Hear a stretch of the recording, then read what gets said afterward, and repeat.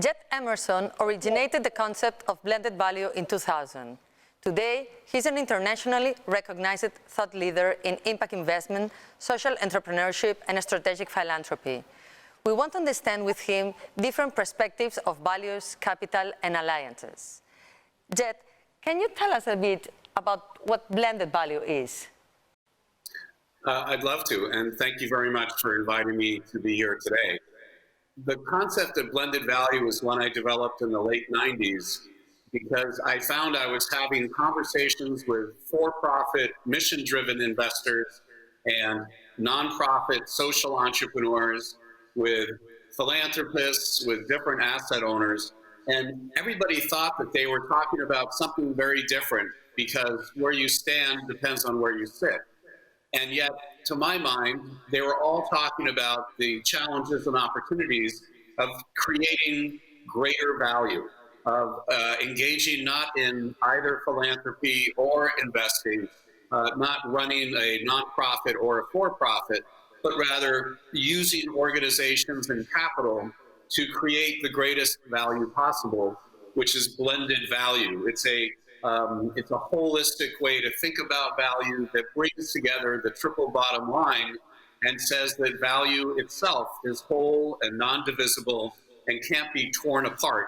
And yet in our world, we're asked to choose between doing well and doing good, when in fact, the real challenge is how do we optimize the value of our lives, our capital, and our organizations?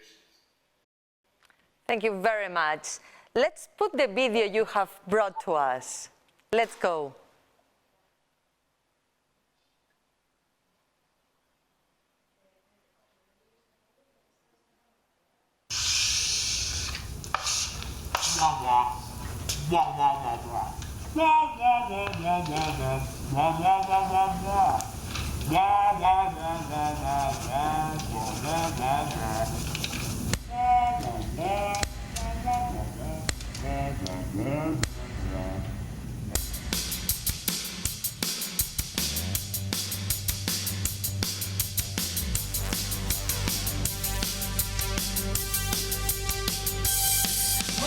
Instead of focusing on what money buys, instead of buying into financial lies, there could be more to what our capital does.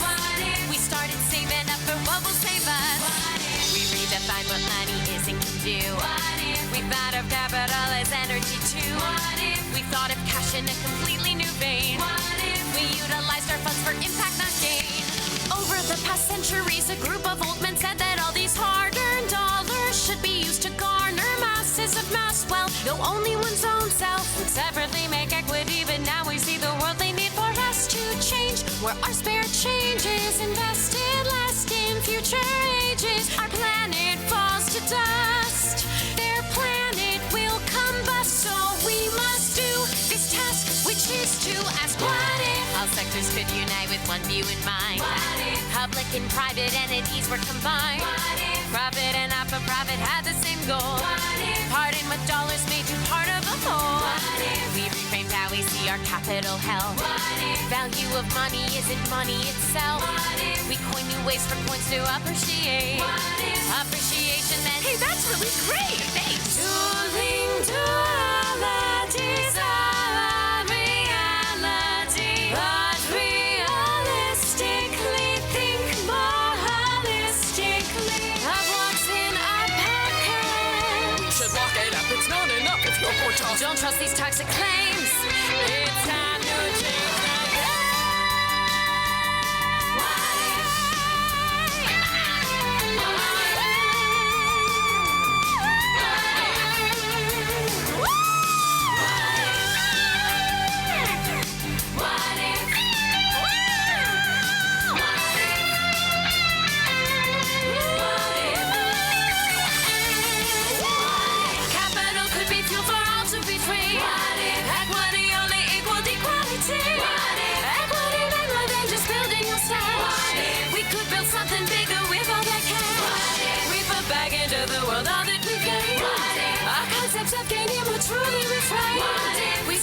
investing to make the world strong.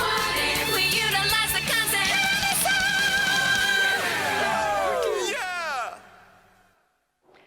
fantastic, Jed. Is she your niece?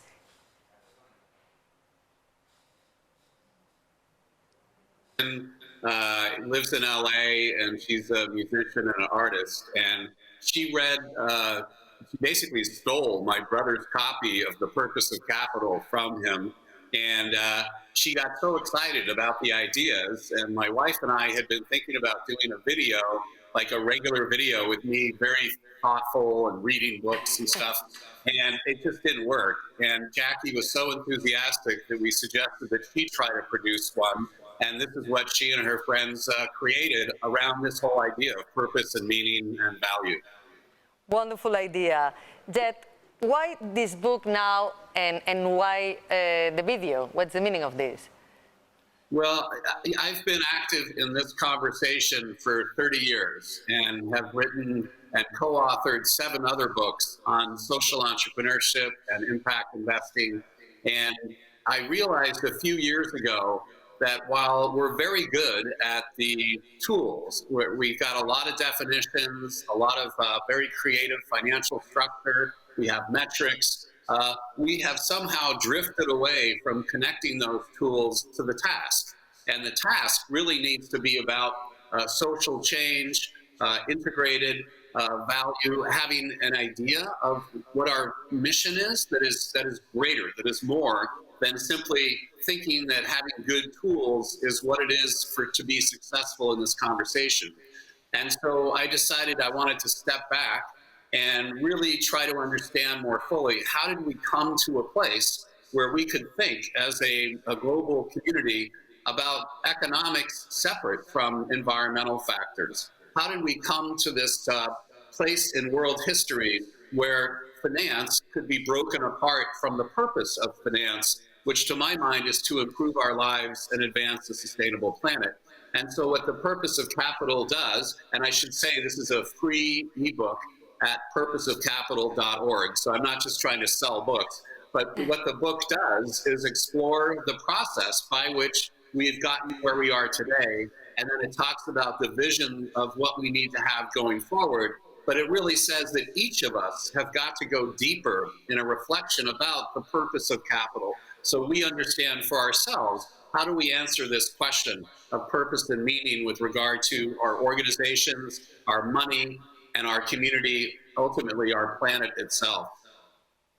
Right, well, you almost answered my second question. You coined the blended value concept 20 years ago. Many things have happened since then. What's your story on the field? How do you see it now? I think in some ways, we have a lot to celebrate. We have gone from a fringe conversation as a community really to center stage, in the sense that virtually every major investment banking group, investor firm, advisory firm has within it some practice around impact investing.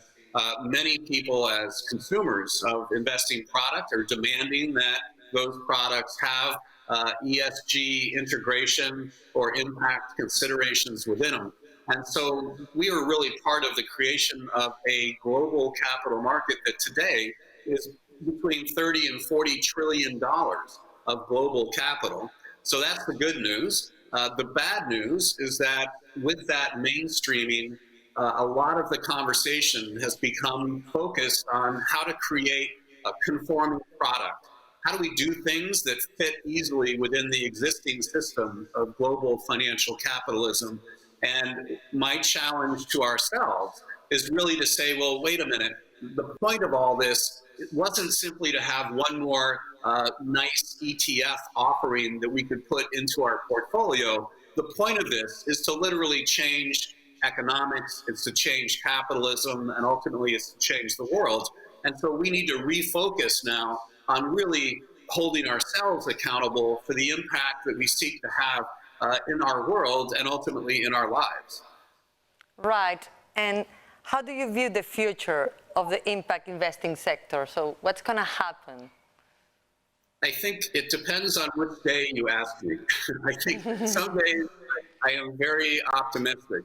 I look at the number of newcomers who are entering this space, not just young people who are choosing careers of meaning and value and impact, but also people my age and older who, having spent their lives doing various things, are realizing that while as good as that life may have been, it's better if we think more broadly about the nature of the value that we create through our work and with our capital.